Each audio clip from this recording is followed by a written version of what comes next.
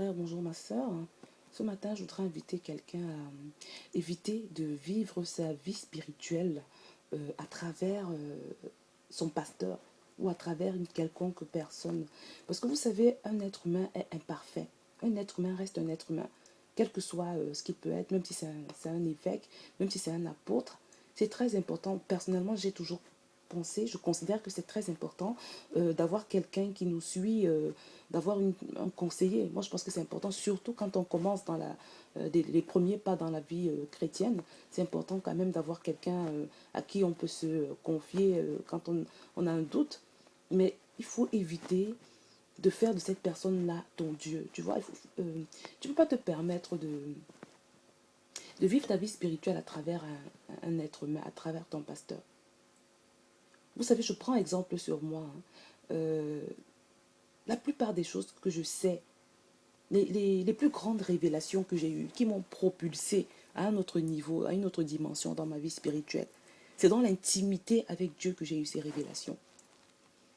C'est dans mon cœur à cœur avec Dieu, c'est dans mon tête à tête avec Dieu que j'ai eu ces révélations. Mon pasteur, c'est quelqu'un d'extraordinaire. Et tous les jours, je loue Dieu, je bénis le nom du Seigneur de m'avoir conduit dans le ministère de cet homme. C'est quelqu'un de sérieux. C'est quelqu'un vraiment qui a tout ce qu'il faut.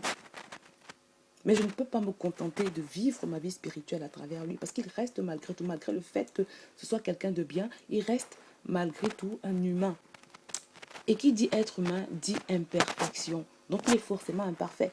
Et si je commence à vouloir, comment je vais dire, si je commence à vouloir vivre toute ma vie spirituelle, toutes mes expériences avec Dieu à travers lui, si je me limite simplement à tout ce qu'il m'enseigne, si je limite ma vie spirituelle, mes expériences spirituelles à tout ce qui se passe dans mon église ou à tout ce que mon pasteur peut me dire, ça veut dire que je limite ma vie spirituelle au niveau de sa propre limite. Je ne sais pas comment le dire. Parce qu'en tant qu'être humain, il est forcément limité parce qu'il est un être humain. Alors si je commence à m'aligner sur sa foi, ou sur sa façon de vivre, ça veut dire que je me limite. Je n'irai jamais au-delà de sa limite. Je ne sais pas comment le dire. Je ne sais pas si j'arrive à me faire comprendre ce matin. Si je limite mon expérience spirituelle à ce qui se passe à l'église, par exemple en semaine ou le dimanche, je vous assure, si vous faites ça, vous allez être limité toute votre vie. Vous n'allez jamais franchir une certaine hauteur, une certaine dimension. Vous ne pouvez pas vous fier simplement à ce que votre doctrine vous dit. Parce que les doctrines sont imparfaites, elles viennent de l'homme. Vous ne pouvez pas vous fier simplement à ce que votre pasteur vous enseigne. Cherchez Dieu dans l'intimité, cherchez-le personnellement. Apprenez à écouter sa voix. Vous allez avoir des expériences extraordinaires. Vous allez découvrir des choses pas possibles. Vous allez découvrir des choses pas possibles. Et en plus, c'est quelque chose que Dieu apprécie. Quand vous recherchez son contact, quand vous prenez l'habitude d'avoir des échanges avec lui, d'être proche de lui, je vous assure, il vous irradie. Vous allez recevoir des révélations. Vous allez découvrir des choses que vous n'auriez même jamais imaginées. Dieu va vous faire des cadeaux parce que ça lui plaît tellement. C'est quelque chose qui lui est tellement agréable. Quand on le cherche, quand on veut s'approcher de lui, parce que c'est pour ça qu'il nous a créés, quand on veut s'approcher de lui, quand on s'approche de lui, le Seigneur nous fait des cadeaux. Il va te faire des cadeaux. Il va te faire des révélations, des expériences inédites. Tu vas en avoir. Tu vas avoir des expériences inédites. Donc, je voudrais simplement inviter quelqu'un à beaucoup chercher Dieu personnellement, intimement. C'est très enrichissant. Honnêtement, c'est ça qui va vous donner le bonheur. Ça qui va vous faire sortir de la doctrine. Ça qui va vous faire ne plus ressembler à... C'est-à-dire, il y a des gens, quand on les regarde, on voit leur système religieux. C'est-à-dire, quand vous les regardez physiquement, vous n'avez même pas besoin de leur demander à quelle église ils appartiennent. Vous savez déjà. Tellement ils sont marqués par ce système. Dieu veut qu'on soit marqué par lui. On veut qu'on soit marqué par le Saint-Esprit, qu'on soit marqué par Jésus lui-même. C'est possible, bien aimé.